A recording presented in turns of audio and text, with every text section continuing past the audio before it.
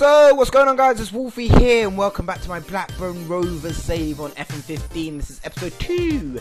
And, yeah, in this episode, I'm going to be taking you through the squad, the tactics, and, I think that's about it. So, let's get into this. So, the squad, as you can imagine, if you are a Blackburn Rovers fan, has pretty much stayed the same. I haven't done any transfers or anything like that. We've got some nice players in the squad. Adam Henley, one of them. Jan Sanogo is going to be a nice player in the future for us. We've also got, the team's very, very young as well. Like, you know what I mean? Like, it's nice to move into a squad that is relatively young. We've got Jay Spearing on loan as well. Is that from, I'm going to say Bolton, but I'm yes, he's right. We've got Jay Spearing on loan from Bolton. Quite a shocking move there. Not in a bad way. I just wouldn't expect them to loan in Jay Spearing because they've got some nice midfielders, young midfielders in fact. Jason Lowy, Ben Marshall, Tom Kiani, I love that name. Craig Conaway. They've got some nice midfielders, so I wouldn't have expected the previous manager to loan in any midfielders, but fair play to him. And then obviously in the strike position up front we've got Rudy Gestidi, I think that's how you say his name. Blackburn Rovers fans, don't actually quote me on that because I want to know how to say his name in case we do keep him, but I'm not really going to keep him. Let's just talk about this quickly. So Rudy Gestidi, as I'm going to call him, is a player that I'm looking to get rid of due to the fact that I know that we have, you know, he's a very good player, he's in good form. Well, according to some articles that I've seen, he was wanted by Hull City at one point. So I know Rudy Gestidi can be a very nice player when he gets into form, but unfortunately he is not going to be used in any of the roles that I'm going to be using in my main formation. In my backup formation, or tactic should I say, that's a bit of a poop word to use. In my backup tactic, he is going to be a player that we will need because I'm using a target man, but in my main tactic, which I'm going to be using 90% of the time, I am not going to be using any of these roles, and you know, it's just unfortunate that he doesn't play in the roles that I am going to use him. I know I can train him to be in one of those roles, but I'd rather get him the money now because unfortunately Blackburn Rovers aren't very stable when it comes to the finances, and they are quite in the red zone in terms of wage budget, so we need to try and filter that a bit. So yeah, Rudy Gestidi is probably going to be on the exit in Blackburn Rovers. Sorry, Blackburn fans who do adore him. Jordan Rhodes is not going anywhere. Don't care what anyone says. He's not going anywhere. Don't care how many what his wages are. Don't care if we can get 20 million for him. He's not leaving. Simply put. Same with Josh King, or Joshua King as some people call him. He ain't leaving either. And then we've got Luke Varney, who I think is wanted. Oh no, he's transferred. Who is it? Who is it? Here it is. It's Chris Taylor. Chris Taylor is wanted by a few clubs in the Championship. Well, one club, Brighton. So maybe we can get something from that, and then I'll probably, if we do let go of Chris Taylor, I probably will loan in Jordan Ibe from Liverpool's under 21s. So that is pretty much how the squad is going to look. If we don't get rid of Rudy Gestidi or Chris Taylor, then the squad will pretty much remain the same, and I don't think you guys will, you know, look forward to seeing a transfer episode because we ain't got no money. We can't afford anyone. We can't even afford loan deals. It's that bad. Like, it literally is that bad. So we broke as a joke, pretty much.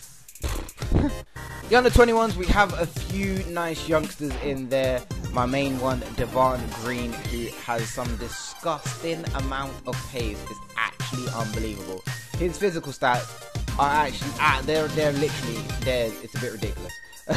20 acceleration, 15 agility, 11 jump in reach, natural fitness is on 18, pace is on 20, stamina is on 12. His physical stats are absolutely beastly. Then you look onto the mental, you're like, and then you look at the technical, you're like, whoa. So we're definitely going to get him a loan deal because he needs to improve big time, and I think he can become a bright young player in the future if we can try and get his technical and mental stats up quite a bit more. So yeah, Devon Green is probably the highlight player of our under 21 squad. In our under 18s, nothing much, nothing special.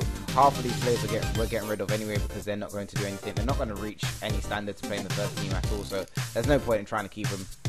So yeah, we're just going to release them and get that out of the way as soon as possible. If you know me by now, you'll know that my main tactic is a 4-2-3-1. It's my favourite formation of all, I wouldn't say of all time, but it's been my favourite formation for the last maybe 5 years. and I've used it in FM 13, 14, and now 15, and it just works wonders. I've used the same, philosophies in previous FMs as well, and it's just worked wonders. I've got poacher and attack, inside forward on the left, which is on attacking duty, advanced player on attacking duty, inside forward on especially winger, sorry.